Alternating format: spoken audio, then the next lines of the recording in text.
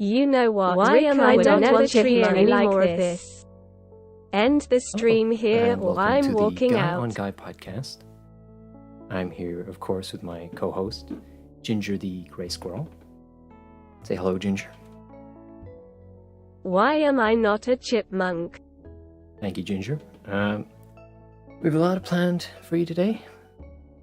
We've a lot of catching up to do since the last episode, of course. Our lovely co-host, and in the background there, Jimmy has set up a lot of useful little visual bits for you. You can get a nice idea of what it is that we're talking about when we're talking about it. The stream will be a bit brief. I'm still a bit under the weather, of course. Another few days, and that should be all cleared up. I'm sure you've maybe a few questions. We can answer those as well if need be. And yeah, we can get into the first bit. Jimmy, would you mind pulling that up, please? Okay, right. Our first topic of the day is, of course, Daniel McCallum.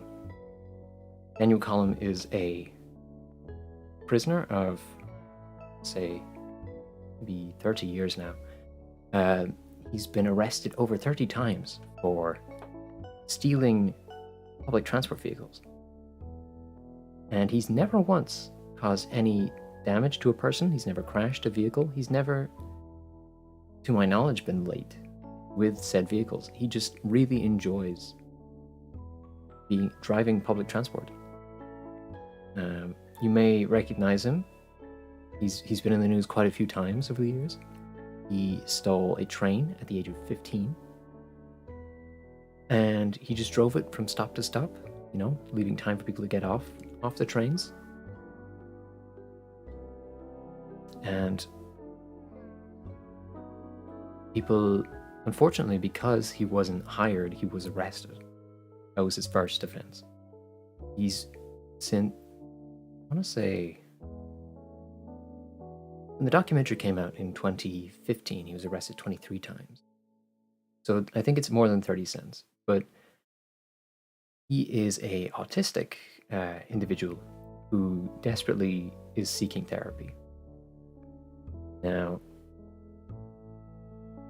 over the years, he has stolen, I think, 100 different public transport vehicles, and he has a few different uniforms that he wears to get into these places. Apparently a lot of the depots where they keep buses just aren't very well secured. In the documentary, he talks about just walking up to a bus and hopping on. They don't have keys. There's just a button you press. You get the bus going. The security guard just assumes whoever's getting in the bus is a bus driver. And then he goes on his way. He goes around picking people up. He knows all of the stops. From a very young age, he's known these, where to take people. Now, unfortunately, no one has ever offered him a job because he's been convicted, despite his very high knowledge of the routes and the rules of public transport. It's really quite a shame, because he would be such a great asset. But of course, as a Fed, I can't necessarily disclose whether we've talked with him too much about maybe military vehicles. I think, now my opinion, actually, I'm going to move on from this topic. I've said too much. Garfield. Garfield's a safe one. Garfield is cat, of course. He's known for lasagna. This particular image is from Evangelion. It's not the exact image I was looking for, but it's fine. Neon Evangelion is not a show that I'm particularly familiar with. It's not one I've seen.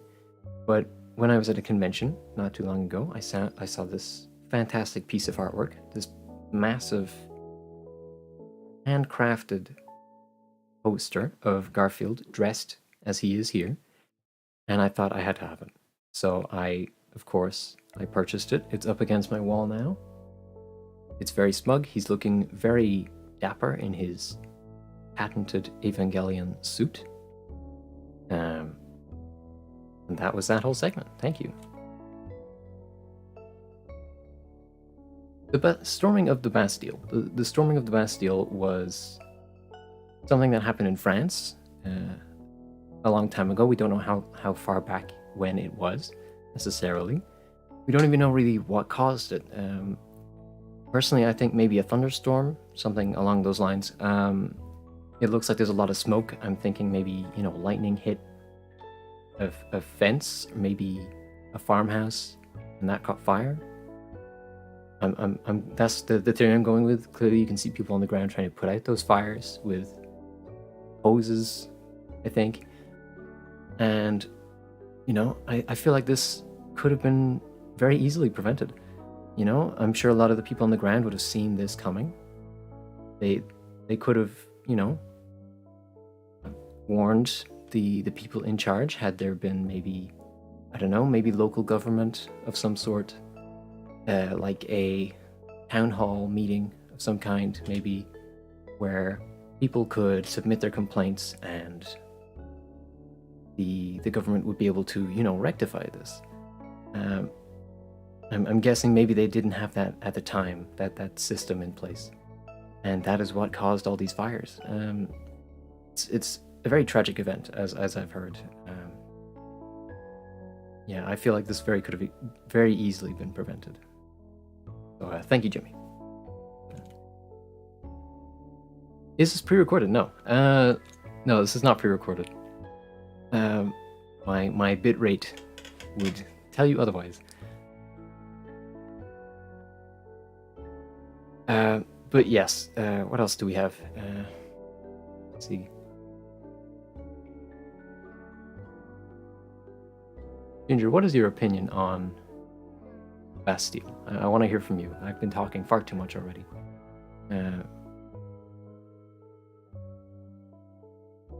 Okay, well that's not really that's not a lot of input. I was kind of hoping for more. It doesn't matter. We'll move on. Jimmy, can you bring up the next thing, please? Yes, a staple of the 2010s.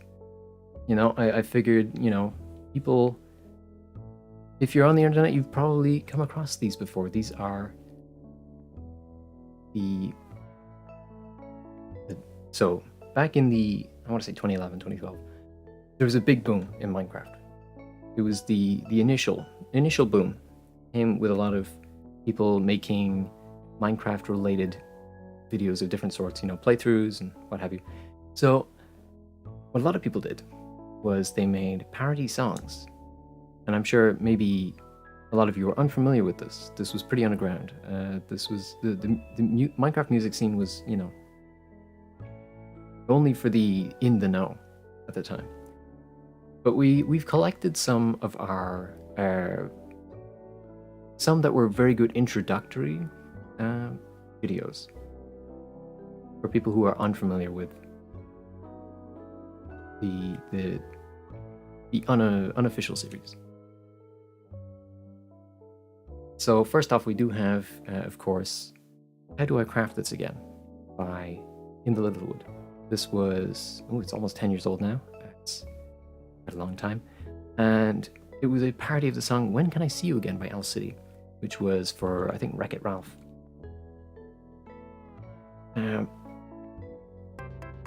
We can play this here now. And now, of course, the Ogscast have been going through some difficulties as of late. They haven't really adapted their strategy to current times.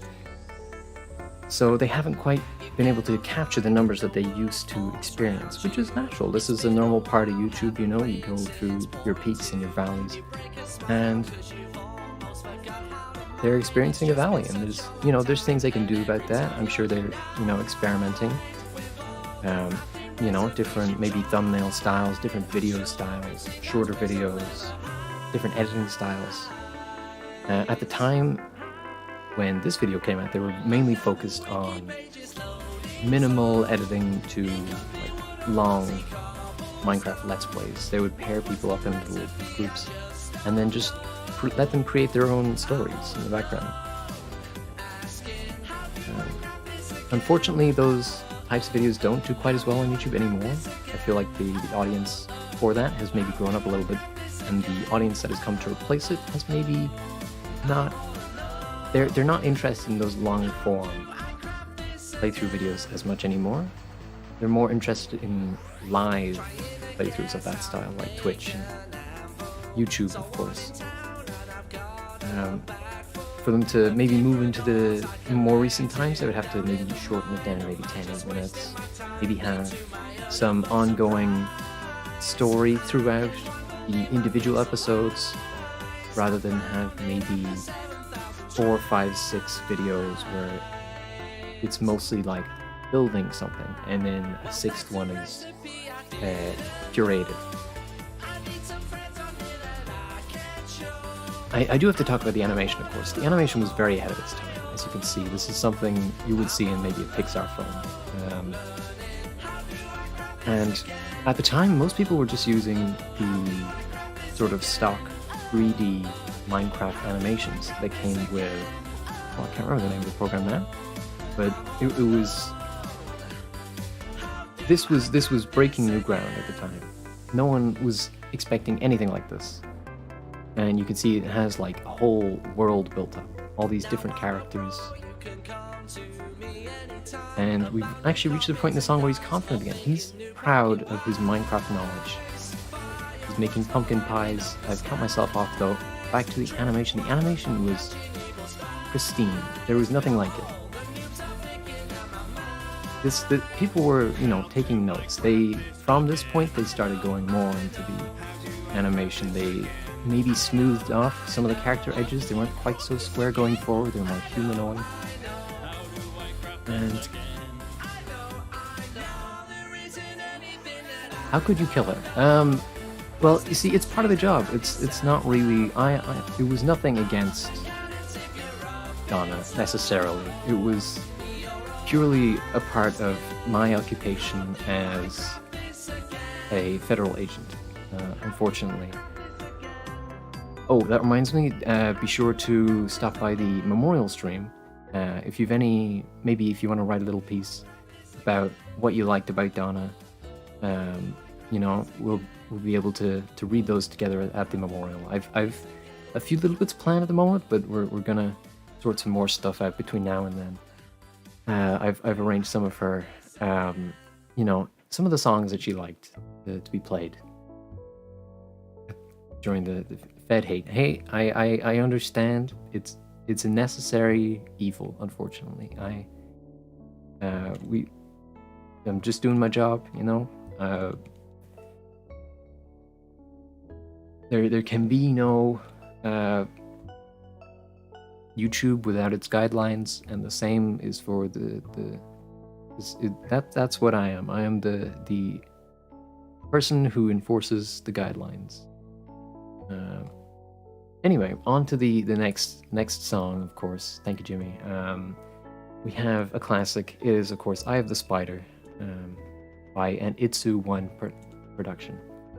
Now, this was very impressive when it came out. This was made by a very young individual who we may actually have to censor due to being young. Let me just move you, Ginger, if you don't mind. Just gonna pop you up there. Nope. Anyway, Eye of the Spider is probably one of the most influential pieces of media ever to be released into the public. Are you actually going to sing them? I can't sing them because Susan will, unfortunately, strike me down with a bolt of lightning, much like the Bastille. Now, I want to get back into talking about how impressive this young man's editing abilities are. Now, I mean this sincerely. This is not a jab at this gentleman in any capacity. I look at that. He's figured out. He's about maybe, I don't know, 12, and he's figured out his green screens. He's been able to triplicate himself, if that is a word, and he's doing different things at the same time. He's rotating the screen. This was stuff that I could not have imagined at his age. Look at him. He's I don't know. It's just very impressive. And he's got like stuff on screen, like images. He's got B-roll.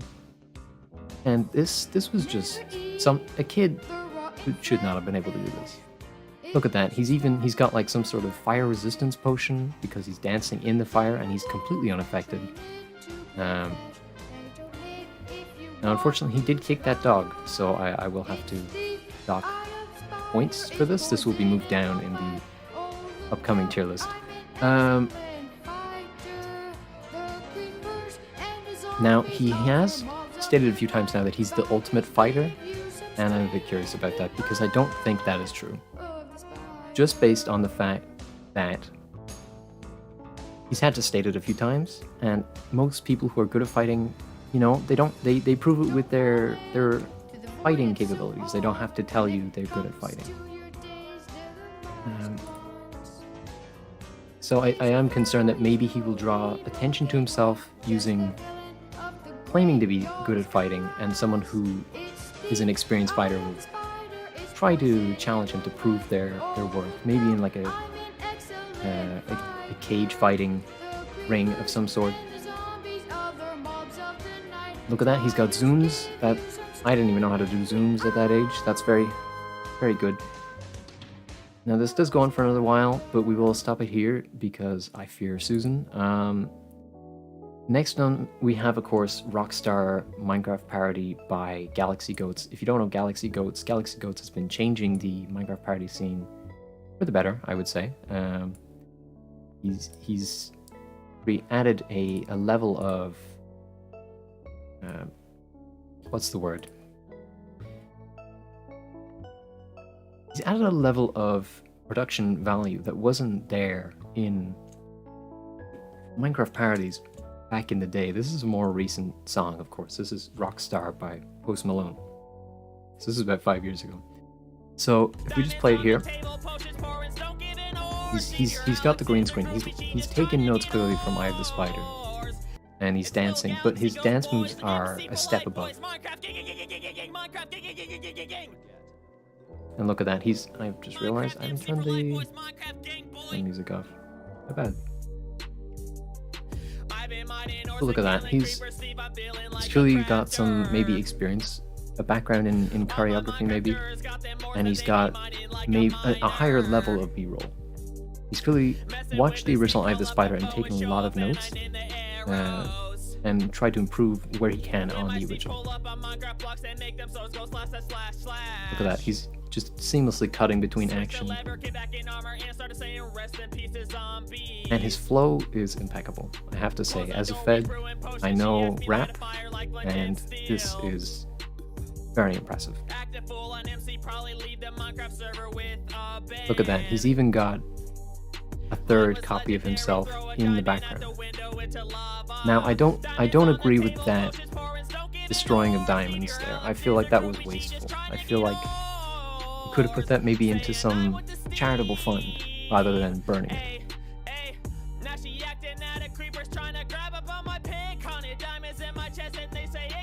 Now, I'm sorry, I got a little absorbed in the dancing there. I went a bit quiet. And I just have to say, this is very impressive. I'm just mystified. I go back to watch this video maybe once a year just to recapture that feeling of the first watch. And it's perfect every time. Look at him go.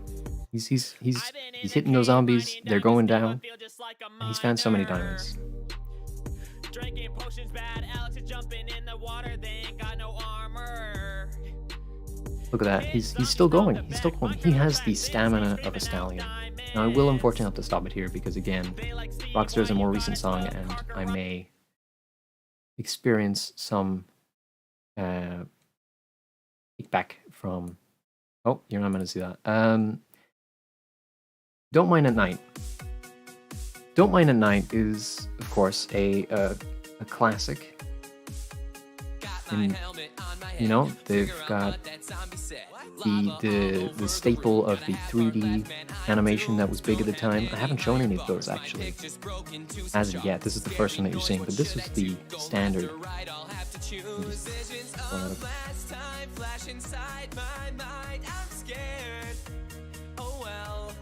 And the animation was, I'm sure, very expensive. I think it was done by maybe 2 people. And these 2 people did a lot of the animation in the sphere. I'll have to look into who those people are later because I can't remember off the top of my head, but they were very... They got around. They did a lot of... They did Revenge, of course. They did Don't Mind at Night. They did Creeper Aw Man. There he goes. He's thinking about it. I don't recommend going out and mining at night, personally. Oh, he's going for it anyway. Now, unfortunately, I don't think he's going to come back. But while we can talk about that, we can... This is another Yogscast person who did this. I do believe... Yeah, Pep Vox of Yogscast. And I can go back to talking about how, you know, their demographic has changed quite a bit, in the sense that the original people who were watching those videos in 2012 have since grown 10 years older and are no longer looking for that type of content. So what my recommendation would be is giant Barbie eggs, just as a replacement. Opening giant Barbie eggs, I feel like, would be what the youths of today are really looking for. There'd be something new, something that they wouldn't be expecting, especially from Yogscast. He is unfortunately dead. He's a ghost now, so I would like to just pause for a moment of silence.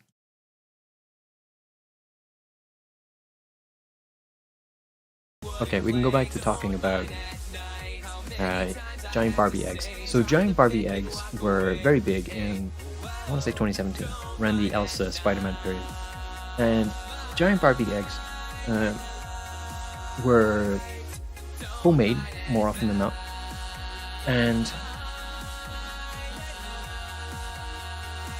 the only Yogscast member worth a damn was Sips. Now, that is a fair assessment. Personally, I quite enjoyed Shin before the things that happened that made him leave. I don't know how true they are, but I enjoyed both of those individuals' videos very much.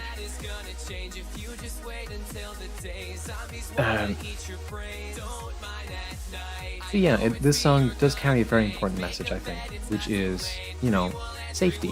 It's important to not push your limits, to know when to say, this is far enough, I'm going to call it here. I'm gonna just go back to bed.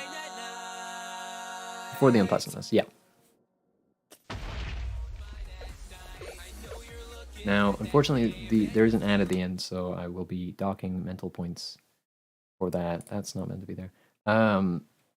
And we can't talk about Minecraft parodies without talking about the Minecraft parody.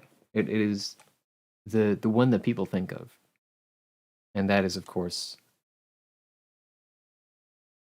Fallen Kingdom. Fallen Kingdom is also known as Revenge. Now, this is the one I'm most concerned about playing, because I feel like it's the closest to the original song. It also has the most views, so it's most likely to be have been bought by the copyright system. Now, this is a very sad story. This is a story about a man who was at one point the top kahuna, so to speak, and he lost all of it over time due to monsters. Just the passing of time really wasn't kind to him. You'll see that as the video goes on, but he's very clearly a kind man. As you can see, it uses the 3D animation again that we saw in the previous video. And this is Captain Sparkles, of course. You might know him now for his rap career. He's an FBI approved rapper. I recommend, if you enjoy Maury Calliope, you will enjoy Captain Sparkles. But here we have, of course, he's taking away a creeper, and I just want to stop for a moment and say thank you to all of the brave guards that worked in this video. That creature was very clearly quite dangerous, and they risked their lives for, well, basically just a video, a music video, and that is quite a lot of dedication to this craft. They must have very clearly believed quite a lot in this video, and the creator, Captain Sparkles, who I'm guessing is playing the main character there. Maybe he has like a beard on or something. And here we do have Hero Brian, I believe, who is broken into the castle. He's just being a general rascal. He's not behaving. He's let in some of the skeletons and the zombies. And those poor guards, are going out to defend the people of the town, and there was no chance. They stood no chance against the horde. Unfortunately, it doesn't get any better from here. In terms of, it gets quite a bit sadder. I must admit. They do unfortunately not survive. Well, Captain Sparkles does, but everyone else not so much. Which is quite surprising considering how old he is. The character, not Captain Sparkles, although he is quite old now as well. And generally, I'm assuming then that he maybe played a role closer to a general, where he would be behind, maybe in a tent, and telling people where to go fight. Here he is protecting his wife. I'm assuming it's his wife. Maybe it's a concubine. I can't say for certain. Unfortunately, they do get separated. And this is where it gets quite sad. There he goes.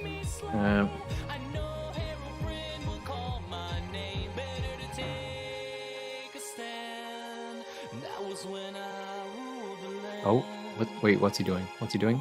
Oh my god. Hold on, I'm gonna have to do like a reaction I'll have to add a reaction pose to my list of movements, which currently is 1. But here he goes. Personally, I would give that dive maybe a 7 out of 10. I don't think he landed on his feet. And there doesn't seem to be any water underneath, so I don't know how safe a jump that was. But yeah, that was Revenge, or Fallen Kingdom, as it's called there.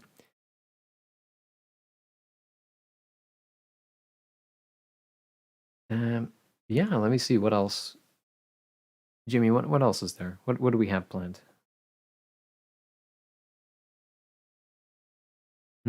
Oh, okay, right. Right, okay, so we don't have any more visuals planned, but we have things prepared.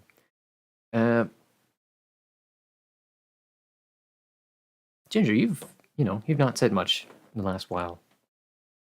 What was your opinion on the Minecraft parodies? Okay, well that's not very helpful, to be honest. I was kind of hoping for a little bit more, from my co-host. Yeah, well, right.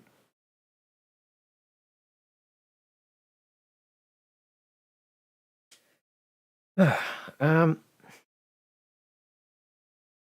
you know what? I'm gonna end it here. I'm feeling kind of unwell, to be honest. I do appreciate everyone stopping by, though. It was, a really nice chance to stretch my podcast legs again after such a long gap between the last episode of Guy on Guy. And I want to thank you for all stopping by. It's been wonderful to get back into it. And I hope to see you all again for the memorial on Saturday. We have some live performances planned. Hopefully that all goes to plan. And I'm going to end it here.